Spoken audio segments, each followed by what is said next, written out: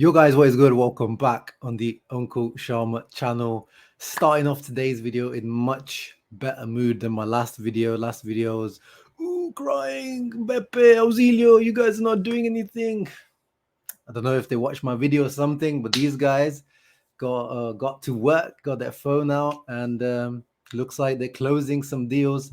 Thuram, Azpilicueta, plenty to talk about today. But before we get into it, quick, once again, shout out to the sponsors, Display Pro Shop. As I said last time, check them out. If you want to display your kit properly on the wall, or as I've done now for temporarily, and you can use the code that you can see down below, SHARMS10, to get a discount. Make sure you check them out. But yeah, let's get straight into Marcus Thuram, man. Marcus Tikus Thuram, as he's known, his nickname Tikus. I actually need to find out what that nickname is all about. But if you are familiar with the Uncle Sharma channel, you must know Marcus Thuram and the relationship on this channel. You know, we've been talking about this guy for like 2 years now, because he was supposed to be our signing in Inzaghi's first season, fell through injury, that we had to sign Correa, obviously. And then obviously now he's becoming a free agent, and there's been murmurs all year round that we've been trying to get this guy, and looks like we've got him. I mean, not official yet. We haven't seen him at, in Inter's shirt or in Inter's official press release, but all the main sources, Di Marzio, Skira, whatever you want to use, say the deal is done. And apparently our coach had a say in this, because this guy, Thuram, was a man in demand. He was wanted by AC Milan. Apparently Milan were the closest to getting him before we came in the last few days, over the last few days, to snatch him from their clutches. But also PSG, and apparently he rejected PSG. PSG offered him more salary, and we know how PSG do.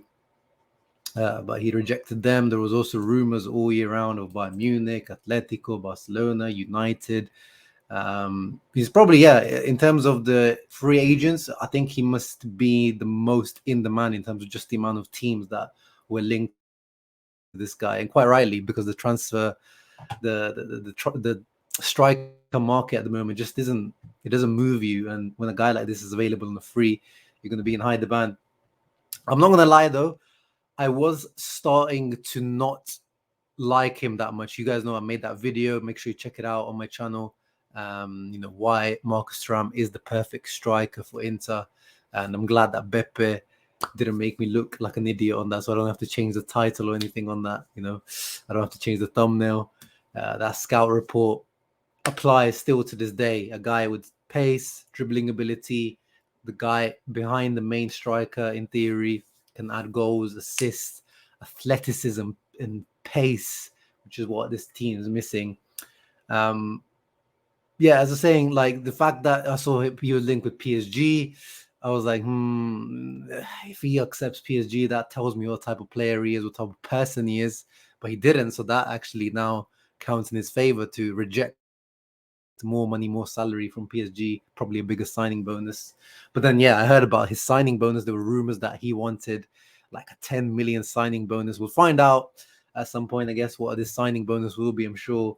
I heard that he reduced his ask from that 10 million, but I'm sure that's why these guys want to be free agents these days. They get a massive pay rise and these signing bonuses, and their agents get a nice little bump as well.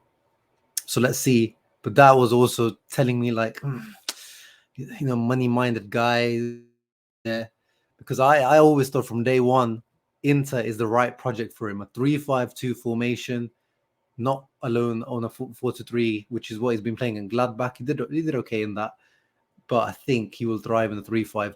Inzaghi's football, Inter style of play, the high chance creation. I just think it all fits him down to a T. And obviously, like, it's not like we're not paying him much according to reports. We're talking about 5.56 million net, which is still less than Edin Dzeko. So this is technically, whilst Correa is still on the team, this is actually technically Dzeko's replacement for now.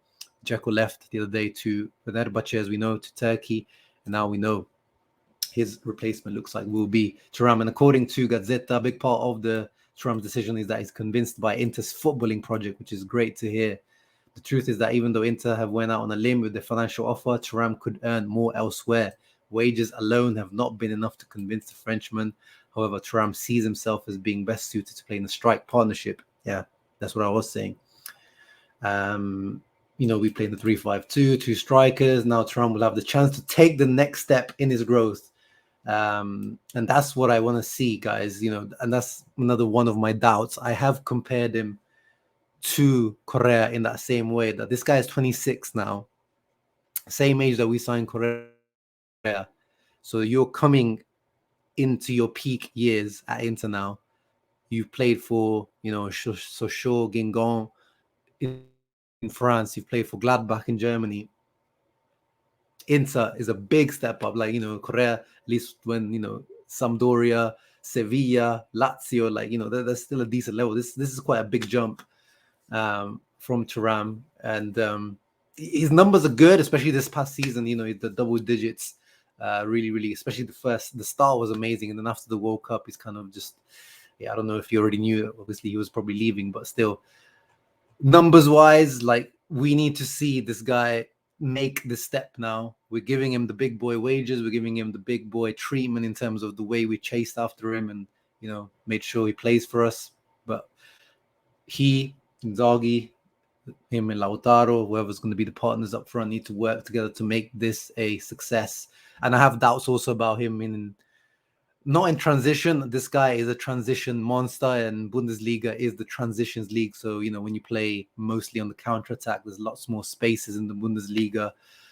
And his stats, when you look at it, we'll talk about him in more detail in the coming days after everything's made official, how he will play in this Inter team. But I have doubts of him against teams that close themselves at the back. A lot of teams in Italy sometimes, play park the bus type of football at times. And I think he will struggle until now. But let's see how he does when he comes to Inter. And apparently his medical might be scheduled before tomorrow. Let's see. That would be amazing. According to Gazzetta, barring any late surprises, we've won the race for him, and his medicals may be scheduled over this weekend. Well, the weekend now is over, so by tomorrow, Tuesday, hopefully we'll see this guy. We'll see this guy in our colors, taking the official pictures, and I'm excited. This is the type of start I wanted to the transfer window. The other news, Cesar Azpilicueta, not as exciting. A 34-year-old centre back / fullback, wing back. Those types of profile that we're kind of sick and tired of, even though most of the time they do work. There was rumors that Athletic Bilbao from Spain were actually interested, but according to Romano here, says that no, there was not a concrete option. Personal terms agreed with Inter. No intention of considering other proposals as of now. 2-year deal in place. All depends on Chelsea's green light. Same like Thuram, he will receive those growth decree benefits, or Inter will receive those growth decree benefits, which means they pay less tax. But I want to see what type of salary they're talking about with Azpilicueta. But again, this guy, I don't know whether what I need to see is whether this guy is going to be the Skriniar replacement or the D'Ambrosio replacement. Because if this is the D'Ambrosio replacement, this is fantastic. This, you can't ask for much better than this. This is, a seasoned, true pro veteran with bags and bags of experience, versatility. But if he's the Skriniar replacement, again, this guy will. He's going to be one of those guys. He's going to be like that's the profile of a Darmian, D'Ambrosio, the guys that they put their passion and everything into the game, super professional. And I'm sure people will start to like him, even though they might not be a fan of his signing because of his age and stuff like that. I'm sure he will endear himself to the Interisti faithful, but it's just, we want to see signings also talking about long-term future. I want to see guys that are coming into their peak, not guys that are past their peak already. But I'm going to hold my judgment and reserve it to see what it's going to be. My prediction, though, I feel like Inter are going to see as you have Darmian, who did fantastically well as the post Skriniar last season already, and this guy. So you have Azpilicueta and Darmian as the right centre backs, and then you have Acerbi De Vrij who's renewing, and then you've got Bastoni. Di Marco can also play left centre back, and this new boy Bisek, which is another one that should be done in the coming days, as we've been reporting. My feeling is that this is what they're going to do. Real low cost way around it. Which again is not the end of the world, but not the most exciting thing either. So let's see what they are cooking over the next few weeks and days. We have obviously the Brozovic on the outgoings. Once that's made official, reaction to that Brozovic news as well, of course. Sad, and the fee is just still can't wrap my head around. They're talking about 23 million euro fee. I don't get it. And then probably the Frattesi final push will be made after that. As guys have been telling you, these free agents is fine. There's no need of incomings, but if we want to buy players, if we want to make permanent moves, someone needs to go out, and then we're able to invest in. The lack of liquidity in this club is the reason. So it looks like it's going to be Brozovic out, Frattesi in, and yeah, we're going to have plenty of time in the coming days to talk about all that, guys. But you guys let me know in the comments down below, what do you make of the Thuram signing that's about to happen, Azpilicueta? I mean, Thuram, the fact that we stole him off AC Milan is like, it reminds me of Kondogbia, but that didn't really work out, for us. That was the last time Milan and Inter fought for one player at the same time. I don't count Tonali because Tonali was, a decision that Inter made after Conte, said, he wants more experienced players. So this is a player we've beaten Milan to, but hopefully it turns out better than Kondogbia did for Inter. Kondogbia ended up being a good player, as we all knew he was. It just didn't work out for him at Inter. But let's see how it ends with Marcos. I hope you guys enjoyed the video. Leave a thumbs up, subscribe to the channel. Ciao ragazzi.